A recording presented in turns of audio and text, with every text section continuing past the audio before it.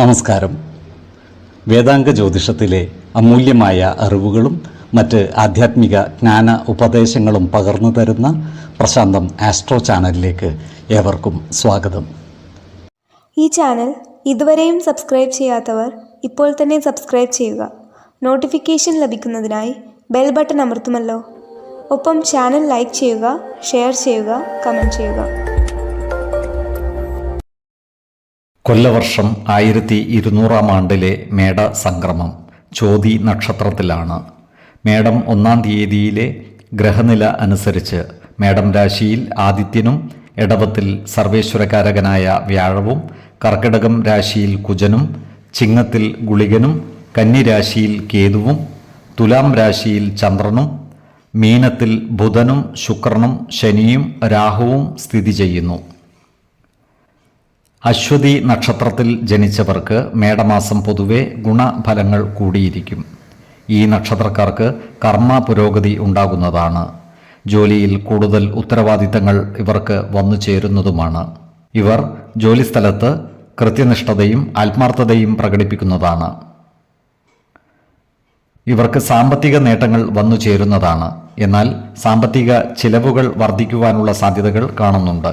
അതിനാൽ സാമ്പത്തിക കാര്യങ്ങൾ കൈകാര്യം ചെയ്യുമ്പോൾ ജാഗ്രത പാലിക്കുന്നത് ഗുണകരമായിരിക്കും. ഈ നക്ഷത്രക്കാരായ വിദ്യാർത്ഥികൾക്കും മറ്റു പഠിതാക്കൾക്കും കാര്യങ്ങൾ അനുകൂലമാണ്. ഇവർക്ക് പഠന പുരോഗതിയും പരീക്ഷാ വിജയവും ഉണ്ടാകുന്നതുമാണ്. ഉപരിപഠനത്തിനുള്ള അവസരങ്ങൾ ഇവർക്ക് വന്നു ചേരുന്നതാണ്. ഈ നക്ഷത്രക്കാർ ലാഭകരമല്ലാത്ത സ്ഥാപനങ്ങൾ അടച്ചുപൂട്ടുവാനുള്ള സാധ്യതകൾ കാണുന്നുണ്ട്. ഇത്തരം സംരംഭങ്ങളിൽ പണം നിക്ഷേപിക്കുമ്പോൾ ജാഗ്രത പാലിക്കേണ്ടതുമാണ്. ഈ നക്ഷത്രക്കാർക്ക് ഭൂമിയിൽ നിന്നുള്ള ആദായം വർദ്ധിക്കുന്നതാണ്. ഭൂമി ഇടപാടുകളിലൂടെയും കാർഷിക വിഭവ സമാഹരണങ്ങളിലൂടെയും വരുമാനമുണ്ടാക്കുവാൻ പരിശ്രമിക്കാവുന്നതുമാണ്. ഇവർ അപകടങ്ങളിൽ നിന്നും അത്ഭുതകരമായി രക്ഷപ്രാപിക്കുന്നതാണ്. ആരോഗ്യ കാര്യങ്ങളിലും ഈ നക്ഷത്രക്കാർ ഒരു പ്രത്യേക ശ്രദ്ധ പുലർത്തുന്നത് ഗുണകരമായിരിക്കും. 10, 18, 25 തീയതികൾ അനുകൂലമാണ്. ഭരണി നക്ഷത്രത്തിൽ ജനിച്ചവർക്ക് മേടമാസം ഗുണഫലങ്ങൾ കൂടിയിരിക്കും. ഇവർക്ക് പ്രവർത്തന മേഖലകളിൽ കാര്യങ്ങൾ അനുകൂലമായിരിക്കും. സഹപ്രവർത്തകരിൽ നിന്നും സഹായ സഹകരണങ്ങൾ ലഭിക്കുന്നതാണ്. ഇവരുടെ സാമ്പത്തിക നില മെച്ചപ്പെടുന്നതുമാണ്. എന്നാൽ ചിലവുകൾ നിയന്ത്രിച്ച് നിർത്തുവാൻ പ്രത്യേകം ശ്രദ്ധിക്കേണ്ടതാണ്. ഇവർ പുതിയ ചില സംരംഭങ്ങൾ തുടങ്ങുന്നതിനായി മുന്നിട്ടിറങ്ങുന്നതായി കാണാം. ദൂരദേശക്കാരുമായി ചേർന്നുള്ള ബിസിനസ് സംരംഭങ്ങളിൽ പങ്കാളിയാകുവാനുള്ള സാധ്യതകളും കാണുന്നുണ്ട്. ഈ നക്ഷത്രക്കാരായ വിദ്യാർത്ഥികളും മറ്റു പഠിതാക്കളും പഠനകാര്യങ്ങളിൽ കൂടുതൽ ശ്രദ്ധ പതിപ്പിക്കുന്നത് ഗുണകരമായിരിക്കും. ഉദ്യോഗാർത്ഥികൾക്കും മറ്റു തൊഴിൽ അന്വേഷകർക്കും മത്സര പരീക്ഷകളിലും ഇൻ്റർവ്യൂകളിലും പങ്കെടുക്കുവാൻ അവസരം വന്നു ചേരുന്നതുമാണ്. ഈ നക്ഷത്രക്കാരായ യുവജനങ്ങളുടെ വിവാഹ കാര്യത്തിൽ തീരുമാനമാകുന്നതാണ്. വിശ്വാസികളായവർക്ക് ജാതക പരിശോധന ചെയ്ത് വിവാഹ കാര്യത്തിൽ ഉചിത തീരുമാനം എടുക്കാവുന്നതുമാണ്. നക്ഷത്ര പൊരുത്തവും പാപ സാമ്യതയും കുജദോഷവും ദശാസന്ധിദോഷവും മനപ്പൊരുത്തവും മറ്റ് അനുകൂല കാര്യങ്ങളും പരിഗണിച്ച് വിവാഹകാര്യത്തിൽ ഉത്തമ തീരുമാനമെടുക്കുന്നതാണ് ഗുണകരമാവുക. എന്നാൽ കടുത്ത പ്രണയമുള്ളവർക്ക് മനപ്പൊരുത്തം മാത്രം പരിഗണിച്ച് ഗാന്ധർവ വിധി പ്രകാരം വിവാഹിതരാകാമെന്ന് ആചാര്യ മതവുമുണ്ട്. വാഹനം, ഭൂമി, വീട് എന്നിവ അധീനതയിൽ വന്നു ചേരുവാനുള്ള യോഗവും കാണുന്നുണ്ട്. എന്നാൽ ഇത്തരം വസ്തുവകകളുടെ നിയമസാധുതകൾ കൃത്യമായി മനസ്സിലാക്കേണ്ടതാണ്. ആരോഗ്യ കാര്യങ്ങളിലും ഈ നക്ഷത്രക്കാർ ഒരു പ്രത്യേക ശ്രദ്ധ പുലർത്തുന്നത് ഗുണകരമായിരിക്കും. 4, 16, 26 തീയതികൾ അനുകൂലമാണ്. കാർത്തിക നക്ഷത്രത്തിൽ ജനിച്ചവർക്ക് മേടമാസം പൊതുവെ ഗുണദോഷ സമ്മിശ്രമായിരിക്കും. ഇവർക്ക് കർമ്മ മേഖലയിൽ ചില മാറ്റങ്ങൾ വന്നു ചേരുവാനുള്ള സാധ്യതകൾ കാണുന്നുണ്ട്. ജോലിസ്ഥലത്ത് സഹപ്രവർത്തകരുടെ സഹായ സഹകരണങ്ങൾ നേടിയെടുക്കുവാൻ പരിശ്രമിക്കേണ്ടതാണ്. ഇവർക്ക് വരുമാന വർധനവ് ഉണ്ടാവുമെങ്കിലും ചിലവുകളും വർദ്ധിച്ചു വരുന്നതാണ്. അതിനാൽ സാമ്പത്തിക കാര്യങ്ങൾ കൈകാര്യം ചെയ്യുമ്പോൾ ജാഗ്രത പാലിക്കേണ്ടതാണ്. എന്നാൽ കടം കൊടുത്ത തുക തിരിച്ചു കിട്ടുവാനുള്ള സാധ്യതകൾ കാണുന്നുണ്ട്. സഹോദരങ്ങളുടെ ക്ഷേമകാര്യങ്ങൾക്കായി പ്രവർത്തിക്കുന്നതാണ്. കുടുംബത്തിൽ വിവാഹാദി മംഗളകർമ്മങ്ങൾ നടന്നു കാണുവാനുള്ള സാധ്യതകളും കാണുന്നുണ്ട്.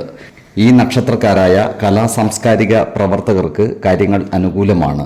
സമ്മാനങ്ങളും പ്രശംസാപത്രങ്ങളും ലഭിക്കുവാനുള്ള സാധ്യതകൾ കാണുന്നുണ്ട്. നൂതന കലാസൃഷ്ടികളിലൂടെ സമൂഹ മനസ്സിൻ്റെ അംഗീകാരം നേടിയെടുക്കുവാൻ ഇവർക്ക് സാധിക്കുന്നതുമാണ്. ഈ നക്ഷത്രക്കാരായ വിദ്യാർത്ഥികളും മറ്റു പഠിതാക്കളും പഠനകാര്യങ്ങളിൽ കൂടുതൽ ശ്രദ്ധ പതിപ്പിക്കുന്നത് ഗുണകരമായിരിക്കും. ഉദ്യോഗാർത്ഥികൾക്കും തൊഴിൽ അന്വേഷകർക്കും കാര്യങ്ങൾ അനുകൂലമാണ്. ഇവർക്ക് പുതിയ ജോലിയിൽ പ്രവേശിക്കുവാൻ അവസരം വന്നു ചേരുന്നതുമാണ്. ഈ നക്ഷത്രക്കാരായ യുവജനങ്ങളുടെ വിവാഹകാര്യത്തിൽ തീരുമാനമാകുന്നതാണ്. വിശ്വാസികളായവർക്ക് ജാതക പരിശോധന ചെയ്ത് വിവാഹകാര്യത്തിൽ ഉചിത തീരുമാനം എടുക്കാവുന്നതുമാണ്.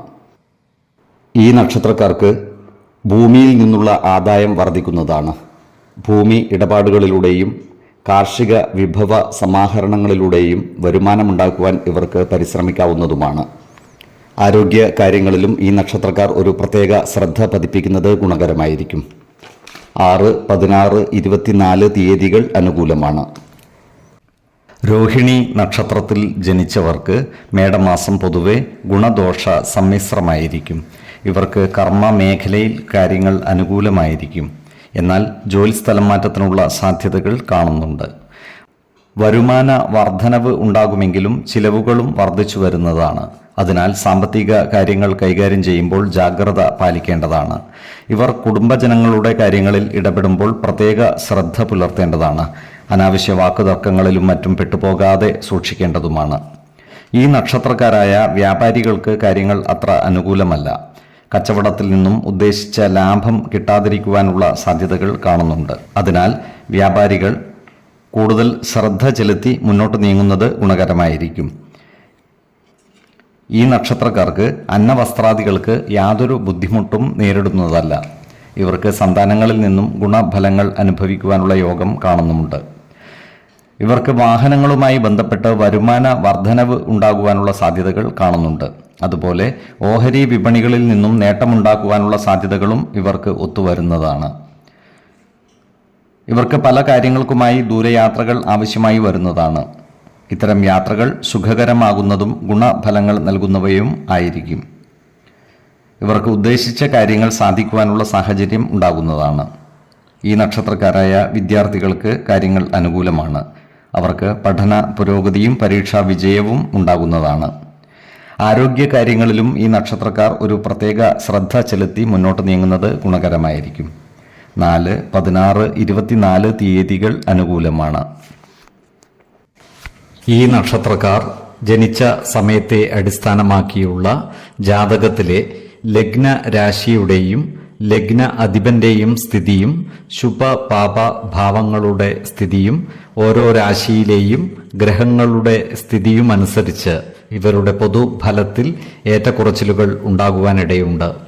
കുടുംബ ദേവതകളെയും ഇഷ്ടദേവതകളെയും ഉപാസിക്കുന്നത് ഇവർക്ക് ആയുരാരോഗ്യ സൗഖ്യമേകും. ഇഷ്ടദേവതാ മന്ത്രം 108 തവണ ദിനംതോറും ലിഖിത ജപം ചെയ്തു വരുന്നത് ഇവർക്ക് സർവ ഐശ്വര്യങ്ങളുമേകും.